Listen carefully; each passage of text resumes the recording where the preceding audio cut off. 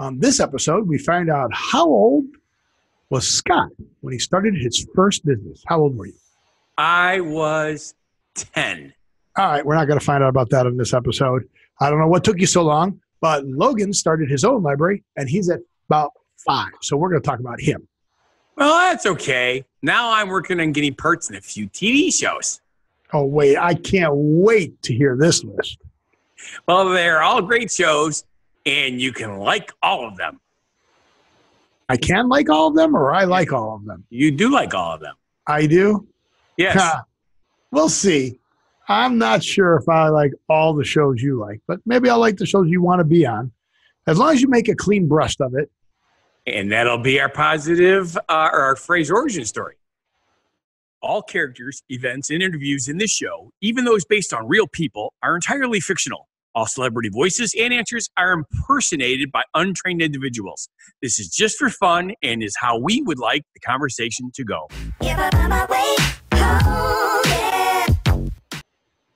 Welcome to What Happened to the World Today. I'm Steve. And I'm Scott, and this is a tale of how bad life decisions led to a YouTube show. You know what I just realized? What did you realize? We're going to talk about what's going on in the world today. What I've noticed is we're both wearing white shirts, and I look more like Mr. Clean. Mr. Mr. Clean, yeah. Mr. Clean. Where's your earring? So white shirts, white T-shirts are not a very good look for me, apparently. Yeah, no. Well, no, well, yeah. You have a white collar shirt on. You're better. But plus, you have hair. So do you. It's just on your butt. I don't have any hair on my butt. It doesn't smell either. Hey, did you hear about Logan? I did hear about Logan. Logan in Alpha. Logan's an alpha male. I was thinking about that too, but no, Logan Brinson. He's from Alpha, Illinois. You know where Alpha, Illinois is? It's next to Beta, Illinois. It's next to what?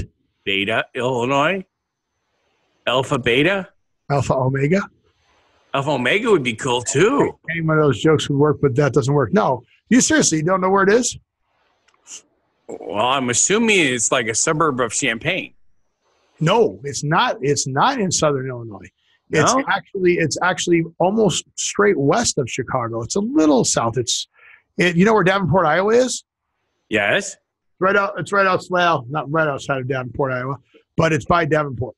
It pretty much goes straight, a little south of Davenport, in Illinois. Oh, look. Oh, the bunny made it. Wow. That is amazing. This rabbit is getting very, very popular. Hey, Goobers, how are you? He's freaking out now. Yeah, but that's cool. There, we had him on the show. We don't get Goobers on the show very often. All right, Nolly, you're going to have to come back on the show. I'll have to get her back on before I move. There you go. Nala knows we're moving. Well, but anyway. She doesn't know we're moving. She knows something's going on. Yes. Logan Brinson from Alpha, Illinois. An alpha male. 5 years old. That's why he's an alpha male. He 5 realized years old, he took charge of this. That he could not find a library near where he lived. So guess what he did? Okay. Do you know how many people live in Alpha, Illinois? 3? 646. Okay, it really is a small community. That's a small town. So that explains why there's no library. But he created his own library, which is very cool. He did. So, 5 years old, he went to, you realize that not a lot of kids had any access to reading materials in their area. Right. So he went around and got some help, and now he has a place called, oh, shoot, I lost the picture that I had that had the name on it. Logan's Little Library. It looks like a newspaper box that has a house roof on it, and you can borrow one book a day. Yep. And Logan's phrase is, today a reader, tomorrow a leader. So Logan's Little Library likes leaders. No, that's really cool. 5 years old when he thought to do this. Because he's an alpha male. That's right. But come and work on the reason that he knew that the other kids didn't have books is because when you go to a town like that, all the grades are in one school. So he knew all the kids in school. That's right. But pretty cool. I thought that was a pretty positive story. So that's why it's on our show, because we're positive people. Well, you could actually add books to the library. You can send books there. The library is accepting donations from around the world. Yes. You can send a book by mailing packages to P.O. Box 678, Alpha, Illinois. 672. 672. Oh, dang it. 672. Sorry. 678 is going to get a bunch of stuff. They'll know where to put it. It's a small town. That's 672 right. Alpha, Illinois, 61413. Or directly to the house at 113 West B Street. Just the letter B. I wasn't going to do that. But Scott will add this information in the sure he will. In the show more down there. I just put it in the subjects for you. I'm glad you did, because that's the other way I remember by the time I get to the editing part of these shows. You're welcome. You're welcome. Ladies and gentlemen, let's all thank Steve. Give him a rousing applause. I'm doing a round. All right. Now that we took care of that positive message, how about if we do a real well, that was real too. Our own, well, you know what I mean. Our genuine positivity message. We'll do a Richard Bach genuine positivity message. Do you remember what he was widely known for? Yes. He's a direct descendant of Bach. Well, no. He is the son of Burt Baccarat. No. Raider O'Reilly in MASH went, Bach. Bach. Yes. All right. Back in the 1970s, he had a couple of huge sellers, Jonathan Livingston Seagull and Illusions, the Adventures of a Reluctant Messiah in 1977. I thought he was a pilot. Now, he has written numerous works of fiction No, and he also was a pilot. nonfiction. Don't say no. Yes, He was right. a pilot. Flight-related titles. Yeah, he did a lot of stuff about the National Guard and stuff like that. Yeah, because he's a little flighty. But yeah, Jonathan Livingston Seagull, filmed the same name, right? What? There was another one too. Nothing by Chance. That was another one that was famous. But Illusions, that was good. Illusions. Yes. The Adventures of a Reluctant Messiah. All right, so go ahead for our genuine positive message by Richard Bach. I have to read it? Yes. Okay. Your conscience is the measure of honesty. No. Close. Your conscience is the measure, of the honesty of your selfishness. Selflessness. Selfishness. Not selfless, selfish. All right, see, now it's right. So I got it wrong. Now you got it wrong. Now I'm going to get it wrong. Your conscience is the measure of the honesty of your selfishness. Listen to it carefully. Yay, we got it right. So Jiminy Cricket measures your honesty of how selfish you are. So listen to Jiminy Cricket carefully. Because he knows. All right. Now, instead of doing an interview for this show, I thought we would come up with something like we did about a month ago. Well, everyone knows that Scott's an expiring actor. Yes. I'm an entertainer. That's what I am. It's not just a job to me. Scott doesn't listen to the words I use. I said expiring. I am expiring. From the minute you're born, you're on a path to expiration. Are you perspiring? Well, no, tonight I'm not. It's only 64 degrees up here. That's cold. It's comfortable. So yeah, maybe for you. So I decided to do my top 5 sitcom / dramas that I would like to have a guest appearance on. Oh. Let me guess the first one, since we just got through interviewing Seth MacFarlane. You think?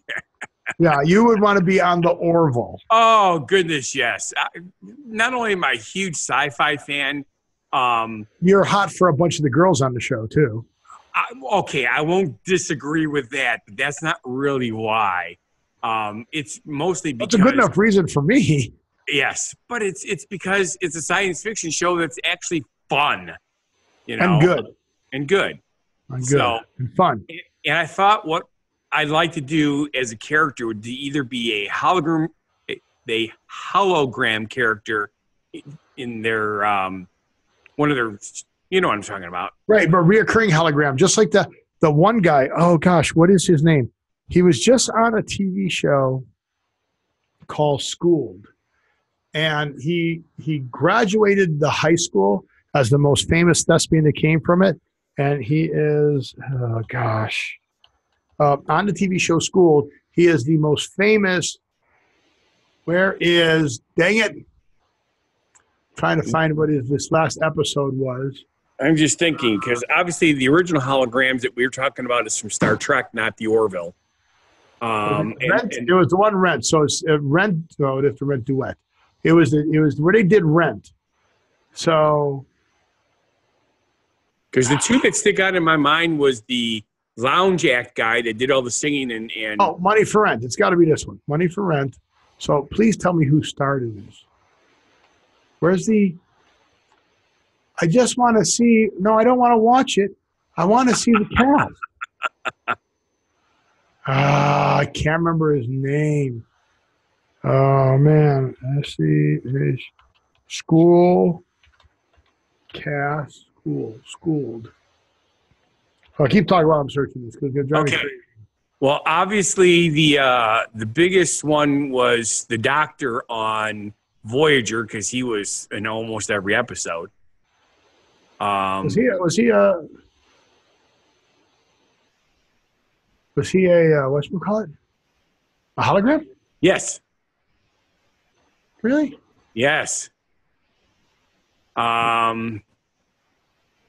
This is really kind of interesting because I just did a search on recurring holograms, and they're showing just recurring characters. None of these are hologram characters. That I hate it when you search something and the information they give you is not what you asked for. I can't find it now, but whatever it was, he's put in the most famous hologram. Vic Fontaine. That's who it is? Well, Vic Fontaine's the one that I'm thinking about. He was one of the biggest recurring hologram character or holodeck characters in the Star Trek Next Generation.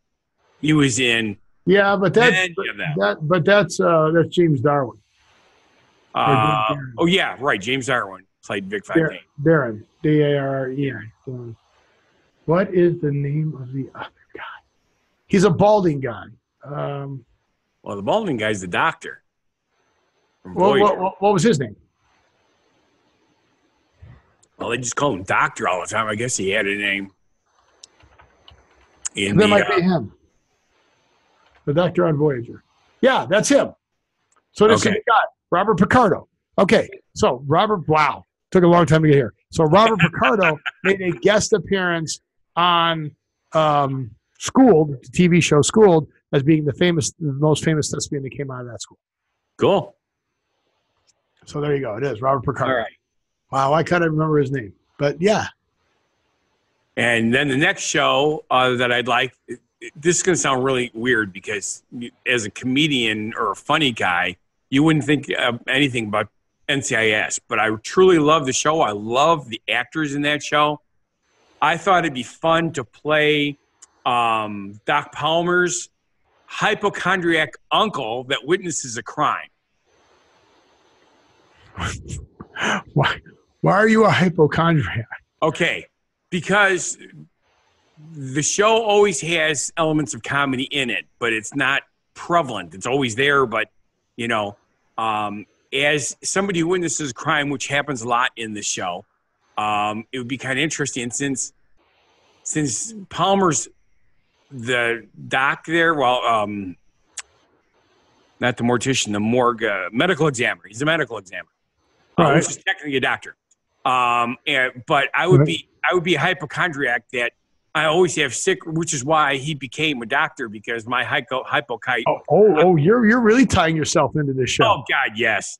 That's why he became a doctor because I was always complaining about stuff. So he said, "No, you can't because you have these symptoms." You know. So I'm his favorite goofy uncle. Okay. Wow, you tied yourself into that show way more than any of the other shows that I've heard you tie yourself into. So good for you. Okay. Now wait, this next one. I like this one. No. Yes. You don't want to be on this show. Yes, I do. No, you don't. You just want a free Hawaii. vacation. You just want a free vacation to Hawaii. Yes! You want to be on Hawaii 5-0 so you can get a free vacation to Hawaii. That's the only reason you want to be on. No, it's not, because I actually love that show. And my wife, Okay. that's Susie's favorite. All right. Then I'm going to ask you a question. Yes. What is the name of the guy who sells the Hawaiian ice? Kamal. Yeah, never mind. I suspected.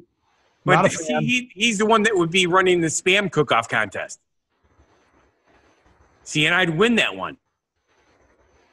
Because I'm on vacation and I get talked into doing it because they saw my cooking show on YouTube. Says, hey, you need to be in our contest. See, I tie it all in that way too. And he doesn't just own the shrimp trucks anymore. Now he owns the restaurant that Steve and Dano were putting together. The Waialoa shaved ice. So yeah, he's an entrepreneur too. He's also in Magnum PI. Oh. Yep. That's another one I like to watch. So technically I could be on either one of those two shows. Okay. Because they both have to do with, crime and stuff like that. All right. Now, something really funny, and this is too late because I believe they're already done recording the finale of the show, but I would have loved to have been on Big Bang Theory. Oh, yeah, Big Bang Theory's gone. Well, you could be on Young Sheldon. Well, that was my other choice. And here's something I thought would be a really big kick, because you know that in Big Bang Theory, they play Dungeons and Dragons frequently. Yes. Okay. Now, I thought it would be kind of interesting to have a part as a wizard in Sheldon's Dungeons and Dragons dreams. So he's playing Dungeons and Dragons, and he dreams about it, kind of like when he dreams about Professor Proton in Big Bang Theory. So I could be a wizard I would be like a dungeon master at a convention that he goes to play Dungeons and Dragons, and then I end up being in his dreams. I think that would be cool. That would be cool. That would be good. You could do that. So that's my top 5 sitcom/dramas that I would like to have guest appearance. I don't know if I have any that I'd want to be on. I guess there are a few. I'd have to think about it. Maybe I should come up with a list. I think that's a great idea. Next week, one of the shows, you come up with 5 shows that you, 5 shows I want to be on. Yes, and they don't have to be TV. They could be your live stage shows right there in Vegas. If you wanted to be like the guy who gets sawed in half on a magic show that you go to or something. Or the Naked Magicians. I could be the guy that holds the hat. Yeah, you've already done the naked gardening thing, so why not? I like it. I could be a Magic Mike Live. I would like to be I got to do 40 push-ups so I can get in shape like those guys are. So Yes.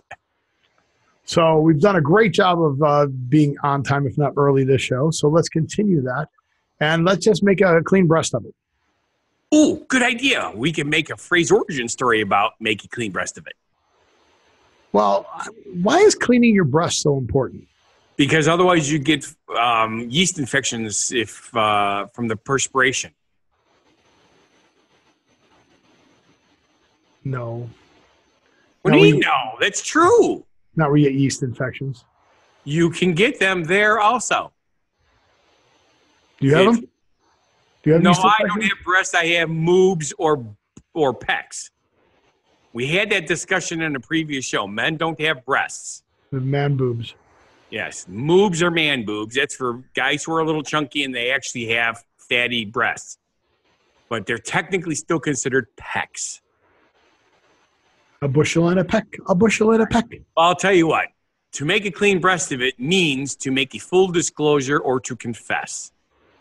Yes, confess one's own mistakes or transgressions. To tell the truth about oneself. Make a clean breast of it. Yes. Get it off of your chest. Now, here's what's really interesting. Yes. The Oxford English Dictionary defines the noun breast as the 2 soft protuberances situated on the thorax in females. I love that geek speak. But the breast actually refers to the source of one's own emotions, and not the physical breath. Mm-hmm. So you have to get, whether your emotions, you have to Yeah, you got to let it go. Let it go. Let it go. Now, what's really cool is this phrase has been known since the 18th century and is cited by Cameron in the Scots magazine in 1752. Well, that was before the term breasts meant breasts. It was, breast jackets and stuff like that. Correct. So make a clean breast of it. It means to come clean of your emotions and let go and do that. So, yay. So good for everyone. But with that, I want to say thank you for watching. And if you feel our show is not a bad life decision, and please subscribe, like, watch our other shows and channels. Go to whathappened.world. Go to Fun Guy the Entertainer Cooks For You. Go to our Facebook page. Go to our Instagram page. Subscribe to our YouTube page. Subscribe to our podcast. Go to our Contact Us. Send us money. I'm looking for people to go to shows with me again. Haven't gotten through editing it yet, but I've been going to shows again. So message me and you can go to a show with me, and then you can review it with me on the channel. Stop scratching your cat's head there. Thank you. It's very distracting. So with that, I want you to live every day, and we'll see you at the next show. Be genuinely positive, live and love life, and have a good one.